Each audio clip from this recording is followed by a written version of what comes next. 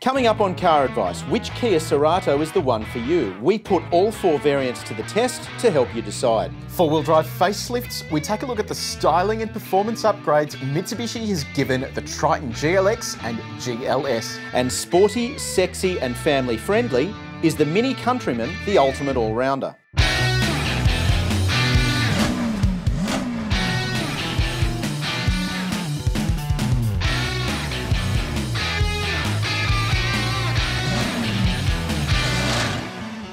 Welcome to Car Advice. I'm Trent Nikolic. Thank you for joining us. Another big week at Car Advice HQ. First up, we're going to take a look at the Kia Cerato, one of our favourite things at CarAdvice.com, a range review. We will take a look at the full Cerato range and determine which one is the one you should be buying. There's also a new Mitsubishi Triton on the showroom floors, and this is a hugely important vehicle for Mitsubishi in Australia. Australians love dual cab utes, so we'll take a look at the styling and performance upgrades of the GLX and GLS grades specifically. And finally, the MINI Countryman. We'll put this iconic British car to the test to determine if it's still an ultimate all-rounder for city living, as the British claim that it is. Joining me to talk all things auto, Car Advice Senior Road Tester Paul Maric. Thank you for joining me, mate. Hello, mate. How's things? Good, mate. Good. Another big week. First up, we'll take a look at what is now an iconic vehicle, and I can't quite get my head around this, but the Mazda MX-5 turns 30 years old. Hard to get your head around, isn't it? Yeah, I mean, it's a good-looking car. It is. Just like me, it's only a touch over 30. It's aged better than you. I think you said off air it's faster than you. Yeah, and it's more popular than you as well. Yeah, exactly. Best-selling convertible of all time, so it's more popular than you. So there's 3,000 of these being produced. It's the 30th anniversary edition. Guess how many are coming to Australia? A lot, I'd hope. 1%. Oh, good. So that's how many in total? 30. Oh, good. Soft tops. Well, I suppose it's 30 for 30 years, but, you know, they would sell like hotcakes here, wouldn't they? Well, that's the thing. I mean, it's an impressive package because it's based on the top spec. It's the 2-litre engine. It produces 135 kilowatts of power. And given there's only such a small amount of these coming to Australia and that this car has effectively been on sale the entire time, I reckon this could be a collector's item. What do you think? I think you could be right. Advice at caradvice.com. Would you buy this limited edition model? And also, another one, why don't you tell us your Mazda MX-5 stories? People have got so many of them now because they're such an iconic little soft top. Let us know. Advice at caradvice.com. If you own an MX-5, why did you buy one? Here's a topic that's going to get people fired up. Car servicing and car servicing data. Now, this is a delicate one for me specifically because obviously at caradvice.com we advocate that all new cars under the warranty taken back to the manufacturer to be serviced. On the flip side of that for me, some of my best mates are mechanics. They're independent mechanics. These are not manufacturer aligned mechanics. They just work on anything and everything. So this is a really delicate one for me because, you know, I've got an iron in both fires, so to speak. But this report is potentially taking us down a very interesting road, isn't it? It is, and the whole reason we say take your car back while it's under warranty is because they're the experts. They built the car, they engineered it. But the reason they're the experts is they have all the data. So what the ACCC has come out and said is they want manufacturers to share that data with independent repairers and service garages. The Liberal National Party has come out and suggested they're going to push behind that as well. And they want diagnosis, repair and servicing information to be made available to these repairers so they can fix your car if they need to. Now, there's something interesting here. Just deeply buried in this report was an investigation, an independent investigation commissioned by the ACCC that found that some garages were only able to easily repair 50% of cars. And in 3 out of 10 cases, the data from manufacturers took more than 2 weeks to arrive. And that's where there's a problem. I think realistically, the manufacturers need to be supplying it. Now, if you're at home wondering what we're talking about here, I've spoken to a mechanic, not a friend, just a contact, who's a high-end mechanic. He works on supercars. Now, the diagnostic computer technology for a brand of supercar costs around about $40,000 to get access to that technology. Now, if you're not being shared data from that manufacturer, it just makes your life really difficult, in addition to expensive. And I think that this is something we need to look at because it's better for the consumer if you've got a variety of options to take your car to be serviced. Devil's advocate quickly though. What if you were, I don't know, let's say Mercedes-Benz, and you paid a group of engineers $100 million a year in total to produce your latest and greatest model? Why should you then have to share all of your R&D with Joe Bloggs, who runs a garage down the road. This is where it gets tricky, isn't it? So it's an interesting one. Advice at CarAdvice.com. Let us know what you think about this one, because this is a really interesting one for consumers. If you run a dealership or a service centre, let us know. Tell us which way you think the government should be going on this one. I love government spending our money. Yeah, I'm big on that. Good at that. And they've spent a bunch of money on another Royal Commission. At the moment, it seems like there's one every week. Yep. But this has implications, this one, for the car industry. Yeah, the Royal Commission on Banking has just been handed down, and this report slaps down car dealers big time. Yep. And in 3 areas in particular. It's removal of point of sale exemption, I'll explain that in a second, deferred sales model for add-on insurance, and a cap on commissions. So the removal of point of sale exemption is effectively an ability for a car dealer to offer you finance even though they don't have a credit license. So they were exempt under that requirement. And what a lot of them were doing were effectively dudding some paperwork here so that you would get the sale because the sale depended on the finance. So they were potentially overinflating things on the paperwork so that finance would come through, they would get the sale. That's now gone. So they want to basically remove that exemption so that all dealers and people that are facilitating finance need a credit license. Right. On top of that, a deferred sales model for add-on insurance. You know, when you go to a car dealership, you've bought your car, they then try and sell you 7,000 things. A lot of people are under pressure to go and sign everything that they can. Well, this deferred sales model basically says you need to have a delay before you'll sign people up to insurance. So they can have a think about it. Exactly, and you need that. Yep. And the final one was a cap on commissions. Now, one thing that I read in this report that blew me away, and I never knew this existed, flex commissions. This is where you go to get finance for a car, and the finance rate from the lender is, let's just say, as an example, 5%. The dealer could then come up and say to you, I'll give you a rate of 7%, and never have to declare that they are earning where money. the discrepancy is. It's incredible. Yeah. I mean, how is that even allowed? So that, as of November last year, was phased out. So this report is going to affect a lot of dealers in the way they do business. It will cut down margins on a lot of the products they're already selling. So we can to see how this pans out for dealers in particular. Yeah, look, we don't want dealers going to the wall by any means, but also too, we're consumer advocates at Car Advice. You know, our number one concern is the consumer, and I think dealers have got to be doing it the right way. We've seen the same sort of crackdown, you know, in mortgage lending, bank lending for personal loans, those kinds of things, and it should be no different with anything financial related to cars. So advice at CarAdvice.com. Let us know if you think any of this stuff is unfair. We happen to think it's probably a good thing for the consumer. Let us know what you think. One of our most popular segments, I guess, at CarAdvice.com, especially in the video realm, is when we do a range review. And I think it's really valuable because, you know, we've said before with motoring awards sometimes to say the car of the year is X doesn't really help you if you've already narrowed down the segment that you're buying. So range reviews for us are a vital piece of content. And the one we're going to take a look at now, I think, is a significant one, the Kia Cerato. That particular vehicle, Paul, has been off the pace a little bit for a few years now because the platform was old. This new one is actually a really good thing. It is sensational. I had the chance to be involved in this range review, and you can see the whole thing in the video at caradvice.com. The whole reason the Cerato range is so good now is because you're getting a hatch and a sedan. It's on a new platform, ride and handling tuned right here in Australia. And being a Kia, you're getting your 7-year warranty, you're getting reasonable service pricing, but the price of the cars is most incredible. Normally, manufacturers don't do drive-away pricing until well down the line of these cars being released. Well, Kia's come out of the blocks, and it's mainly around Australian Open time. They want to get as much momentum as they can behind the marketing.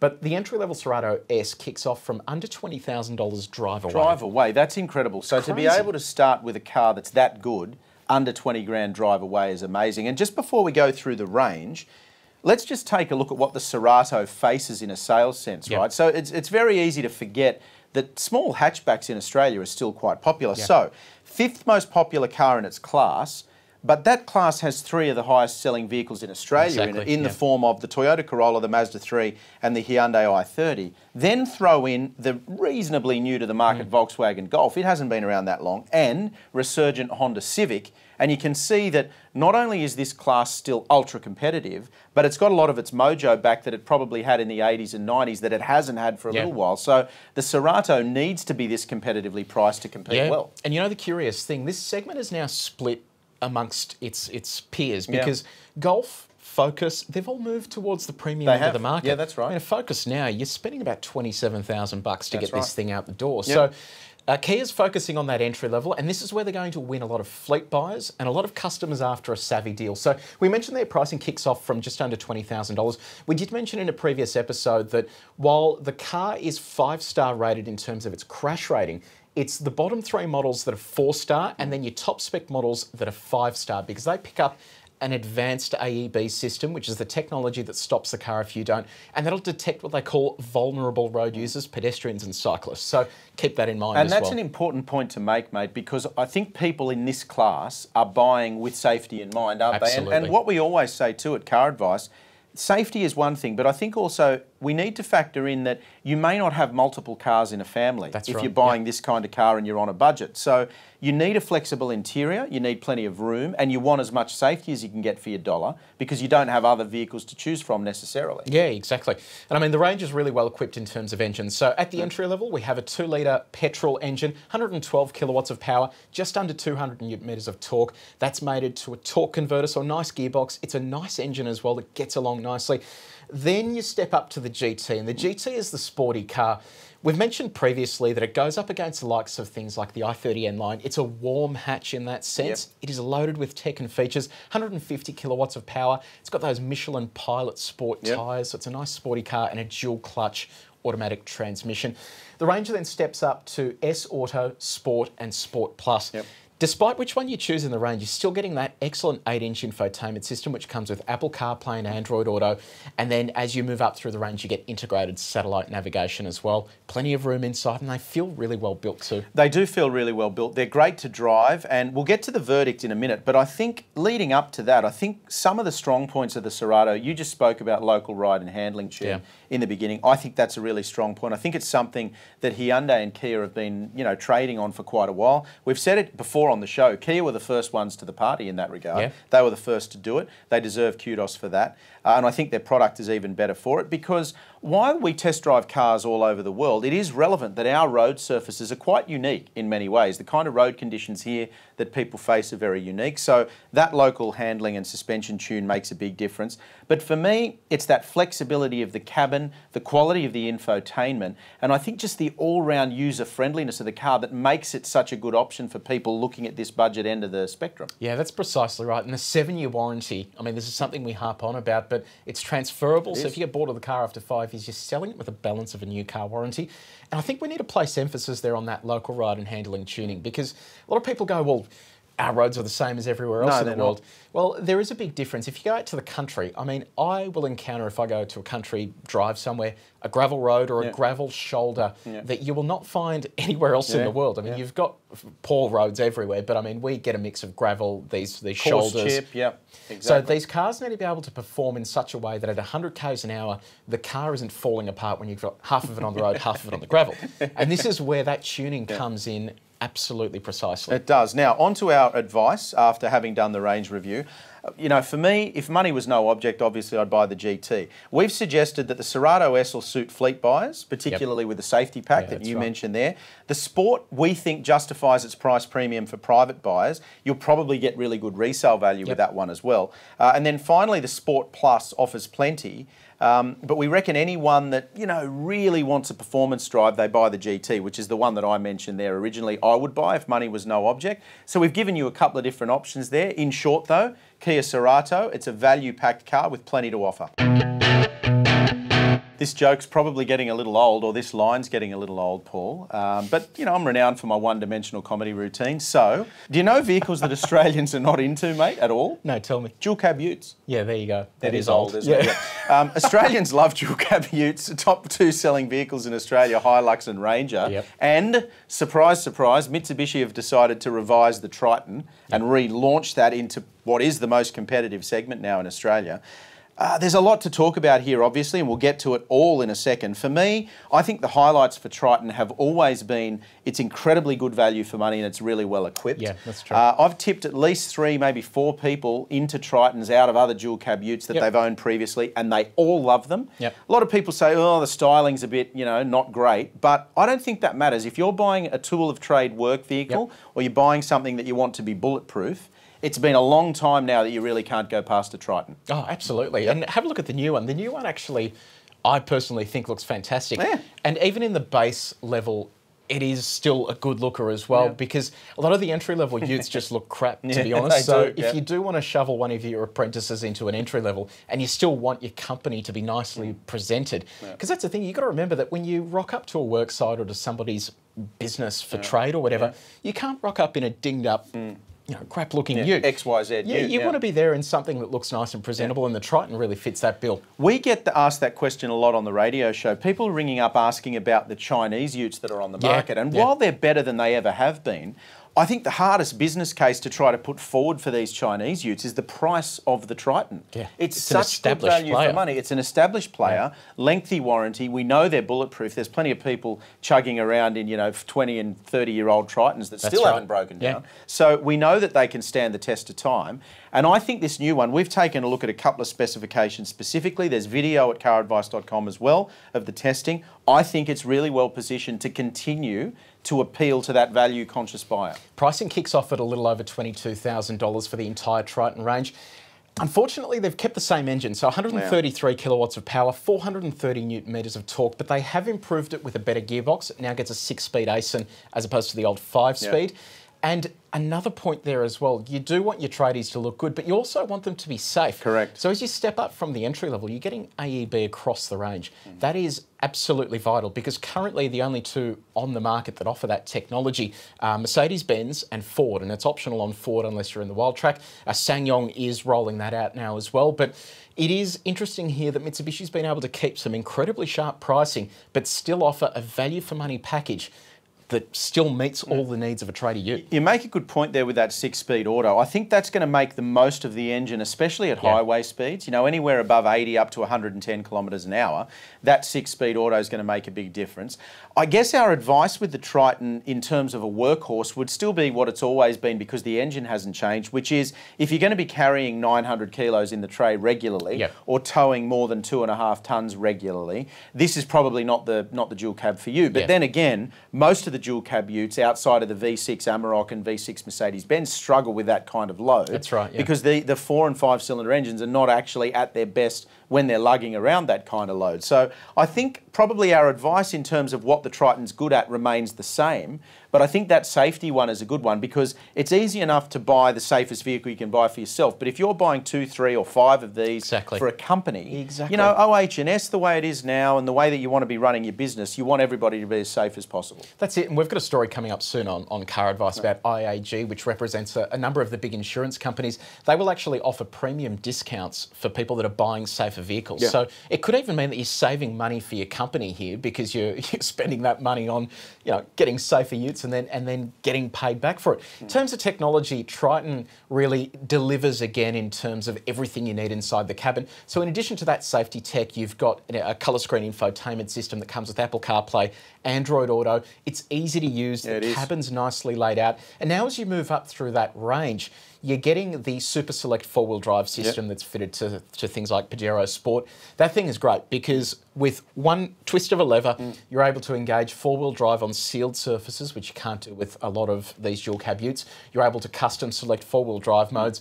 And it means that on the weekend, this thing will virtually go anywhere. Well, that's a kicker there too. You get Pajero Sports off-road driving modes as well, which is fantastic. Now, a couple of things that will also appeal to the budget-minded. Until the end of June this year, so now we're towards the end of February, start of March, end of June this year, you can get a 7-year, 150,000 kilometre warranty.